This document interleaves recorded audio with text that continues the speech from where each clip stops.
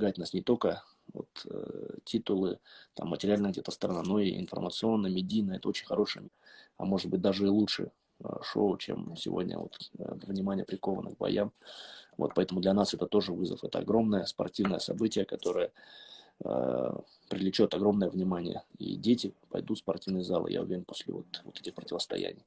Поэтому максимально сделаны, я думаю, вот максимально организаторы постараются сделать звездные пары, чтобы боролись. Вот по мне, вот Даниил Маскевич, как я это вижу, Гераи Баррера, мне почему-то очень встреча интересна. Гераи стал олимпийским чемпионом, Баррера просто безупречно выиграл чемпионат мира в Султане. Как-то так получилось, что в Токио он вообще не подошел. Не совпали, да.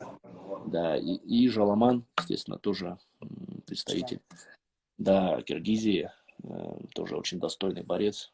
Кубок мира он в 2019 великолепно выиграл. Призер чемпионата мира крайнего. И Чабан, Виктор Чабану, тоже сегодня уже чемпион мира. Тоже хорошая встреча. Вот по мне, вот эти три встречи, они сегодня интересны болельщикам. Скажи, на твой взгляд, также, вот какие бы ты противостояния хотел бы видеть? Да, я думаю, в принципе, можно было бы составить карт, чтобы люди были довольны, потому что если мы будем бороться с тобой, это 6 минут, грубо 10 минут, можно сказать, мы будем находиться на ковре. И это очень мало будет, даже если Джаламана добавим. Я думаю, минимум где-то 5-6 схваток мы должны организовать. Мы насчет этого сегодня как раз тоже обсудили эти вопросы. Я думаю, в скором времени мы уже составим карт. То есть мы посоветуемся с тренерами и с организацией. Организатор у нас вполне серьезный. Он берет на себя очень большую ответственность. И я думаю, у нас получится грандиозный, очень такой праздник. Я думаю, надолго запомнится это людям.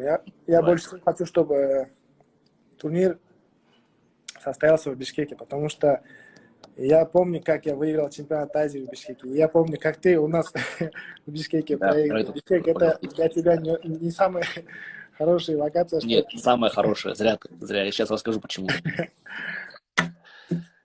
Сейчас ты все договорил. Не, я хочу сказать, что ты здесь проигрывал. Я думаю, тебе здесь не везет почему-то, да, а мне наоборот, здесь всегда везет, и я чемпионат Азии выиграл. Тогда тоже был молодость против опыта. Я тогда боролся с Джадраевым, он был призер чемпионата мира среди мужиков, а я на тот момент боролся впервые по мужикам, и я выиграл его. Я думаю, для меня будет это огромной честью выступать, когда на меня смотрит мой народ и мои болельщики в том числе. Я думаю, даже у нас, у кыргызов, есть твои фанаты огромные, которые мне пишут, и я очень слабый, я еще не готов, что даже конкуренцию не могу создать. Так что у тебя тоже здесь очень много фанатов, которые яростно болеют за тебя. Но я думаю, для меня это будет самая такая локация, что удобно и что уверенно я буду себя чувствовать здесь. А ты как думаешь насчет этого?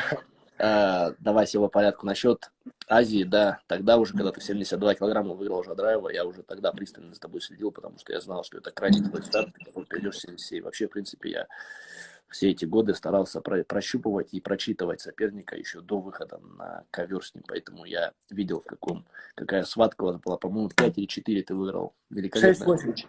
Да, я помню, что было бедро, что ты пропустил задний пояс, сделал бедро, но потом пропустил, потом догнал. В общем, волевая очень встреча, и тогда просто взорвался зал в Бишкеке, тогда просто кипело все. Я видел, насколько заряженная атмосфера, и, конечно же, в такой атмосфере я тоже выступал, если помнишь, в Турции, в Стамбуле, Да. в Турцебе, да, поэтому мне тоже близка эта ситуация, и у меня иммунитет даже если весь зал против меня болеет, это наоборот мне лучше. Вот, это ответ тебе на вопрос по поводу зала и по поводу болельщиков. Вот, насчет того, что я боролся в Киргизии, и насчет того, что мне не везет в Киргизии, я отвечу так, наоборот. Самая большая база, которую я заложил в своей карьере, это была база в Киргизии, на Иссыкуле. Я тренировался там дважды по 3 недели. А вы знаете, какое питание, как встречают гостеприимно. Я набрал вес, я креп, Я увидел невероятную красоту на Иссык-Куле. Холодное озеро, холодное, чистейшее озеро, великолепные горы, питание. Это просто невероятно было путешествие для меня. Я думаю, что и твои болельщики, и аудитория знает, что я не из богатой семьи, поэтому для меня такие поездки, они были как воздух мне нужны, потому что дома у меня не было иногда покушать. А вот на сборах я всегда набирал. И для меня Иссык-Куль запомнился тем, что я килограмм 5-6 набирал и приезжал. Помимо того, что я там пахал, набирал базу, я приезжал совершенно другим уже спортсменом. Вот, Да, я поэтому очень мне, надеюсь, что мы тебя в этот раз отвезем да. еще. Воспоминания останутся у тебя. Да, насчет турнира я стал вторым. Это тоже, у меня было 6 встреч в один день. Учитывая развитие борьбы в Киргизии, у меня, по-моему, было 50 или 60 участников. Турнир это назывался Mobile, как-то Mobile. Вот, и проиграл я, по-моему, есть такой у вас спортсмен, не помню фамилию, но помню, что его назвали Алкаш, не знаю почему. Вот, и мой Погоняла, тренер да? сказал, да, он очень, очень талантливый был, я не знаю, видимо, так жизнь сложилась, что он не стал бороться, но тогда он большие надежды возлагал, видимо, в какой-то момент понял, что борьба не